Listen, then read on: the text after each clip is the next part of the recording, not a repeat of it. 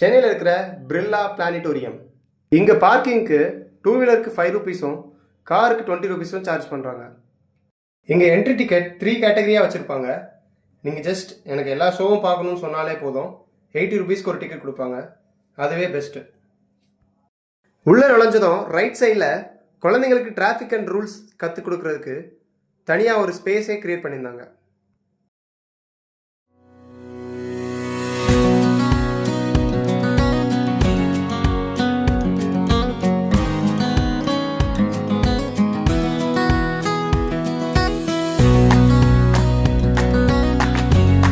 வந்தவுடனே என்ட்ரன்ஸில் சின்னதாக ஒரு ப்ளே ஏரியா வச்சுருந்தாங்க. இது ப்ளே ஏரியா மட்டும் இல்லைங்க, குழந்தைங்களுக்கு ஒவ்வொரு கேமுக்கு பின்னாடியும் ஒவ்வொரு சயின்ஸையும் கற்றுக் கொடுத்துருக்காங்க. இந்த ஒயிட் பிளேட்டில் நடுவில் இருக்க ரிங்கில் நான் கற்றுனா ஆப்போசிட்டில் இருக்க ஃப்ரெண்டுக்கு அக்யூரேட்டாக கேட்குதுங்க. That is call sound reflection. ஆமாம், நல்லா குழந்தையா இருக்கும் போதெல்லாம் பார்த்தேன்னா துள்ளி குதிச்சிருப்பேன்.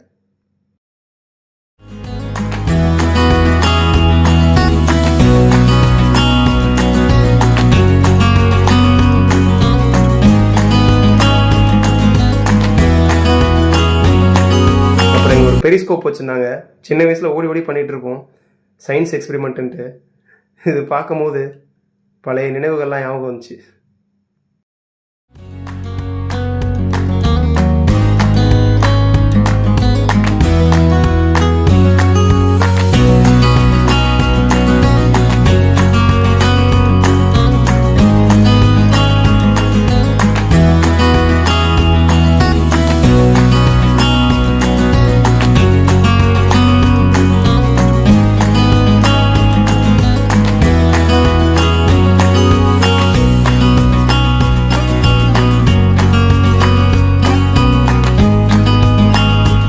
இப்போ தான் எல்லாத்தையும் உருப்படியாக காமிக்கிறான்டா அப்படின்ட்டு உங்கள் மைண்ட் வாய்ஸ் எனக்கு கேட்குது.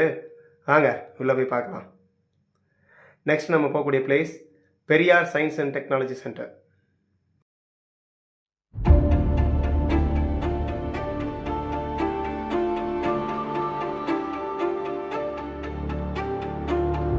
இவங்களெல்லாம் சின்ன வயசில் புக்கில் பார்த்தது, இப்போ தான் பார்க்குறேன். வாங்க வாங்க.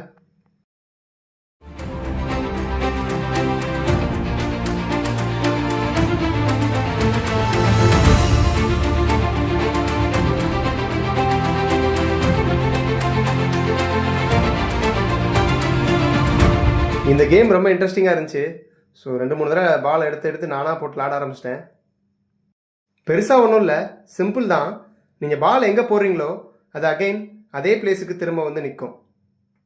அந்த பால் ட்ராவல் ஆகிற டியூரேஷனில் இருக்கிற சின்ன சின்ன சயின்ஸ்லாம் ஷோகேஸ் பண்ணியிருந்தாங்க. இதெல்லாம் படிச்சிருந்தா நம்மளும் அந்த ஒன்றும் பண்ண முடியாது.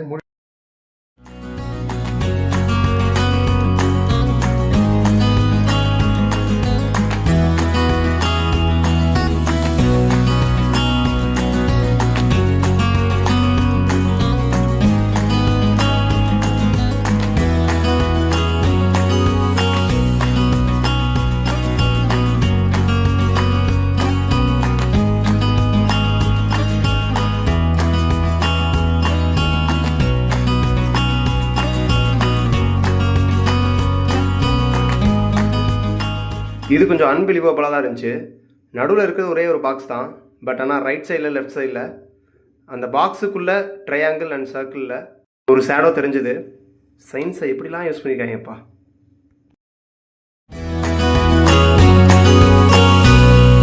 அப்புறம் உள்ளேயே டிரான்ஸ்போர்ட் கேலரின்னு ஒரு ஸ்பேஸ் கிரியேட் பண்ணியிருந்தாங்க. இதில் டிரான்ஸ்போர்ட் எப்படிலாம் டெவலப் ஆச்சு அப்படின்றத ஸ்டெப் பை ஸ்டெப்பாக ஷோகேஸ் பண்ணியிருந்தாங்க. ரொம்பவே அருமையாக இருந்துச்சு.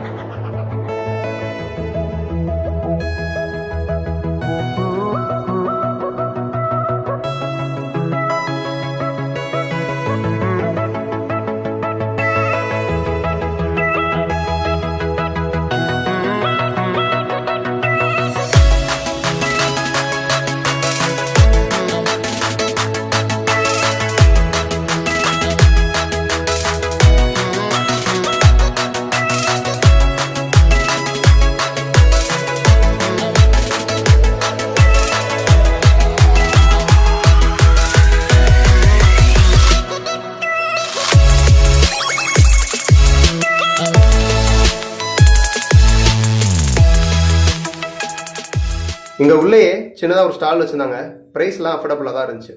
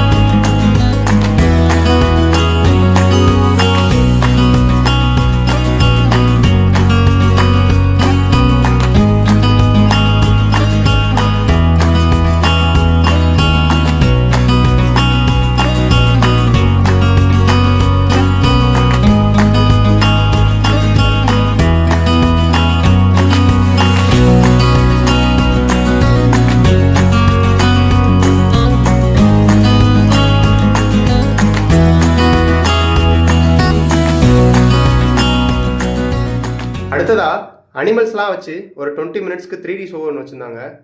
கண்டிப்பாக குழந்தைங்களுக்குலாம் அதில் ரொம்ப பிடிக்கும். அவசியம் கூட்டிகிட்டு போங்க.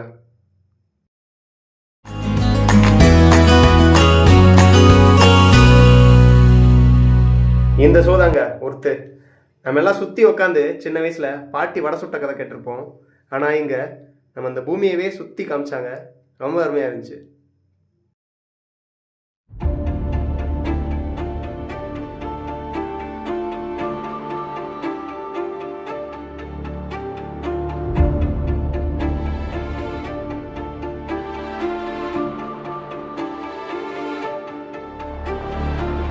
இந்த ஷோ முடிச்சு வெளியில் வந்தீங்கன்னா பக்கத்தில் ஒரு ஹார்ட் கேலரி வச்சுருந்தாங்க. கண்டிப்பாக போய் பாருங்கள். இங்கே நிறைய விலங்குகளோட ஹார்ட்டு அண்ட் அதுங்களோட இன்னர் ஆர்கன்ஸ் எல்லாம் பதப்படுத்தி ஷோகேஸ் பண்ணி வச்சுருந்தாங்க.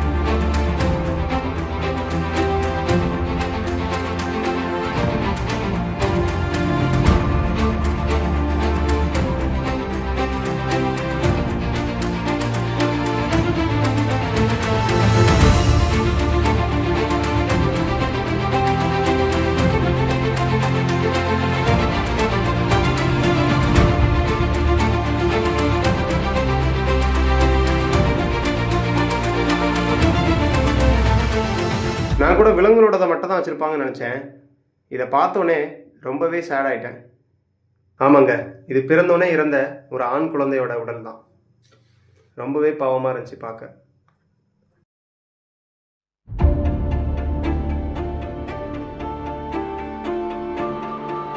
இந்த பிளேஸ்க்கு வந்தோடனே ஏதோ இஸ்ரோ நாசாக்குள்ளெல்லாம் நுழைஞ்ச மாதிரி இருந்துச்சு.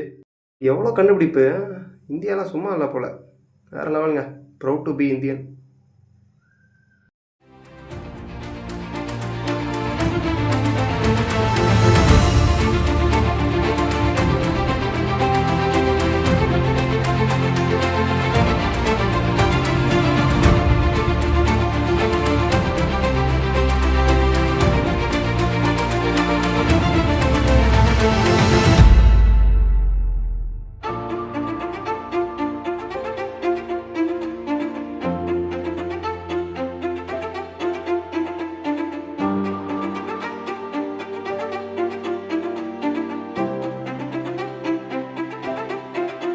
மேலே இஸ்ரோலாம் பார்த்ததுக்கப்புறம் அப்படியே நீங்கள் கீழே வந்தீங்கன்னா இங்கே இந்தியன் ஆர்மி அண்ட் ஏர்ஃபோர்ஸோட வெப்பன்ஸ் அண்ட் அவங்களோட வெஹிக்கிள்ஸ்லாம் அழகாக ஷோகேஸ் பண்ணி வச்சுருந்தாங்க.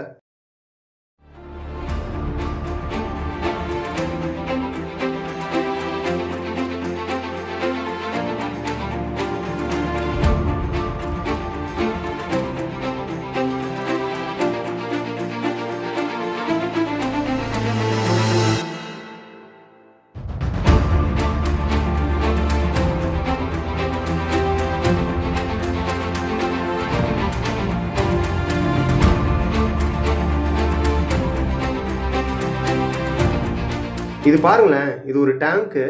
பட் ஆனால் உள்ளேயே ஒரு மெடிக்கல் ஃபெசிலிட்டிலாம் வச்சுருக்காங்க பாருங்க. எவ்வளோ அருமையாக பண்ணியிருக்காங்க.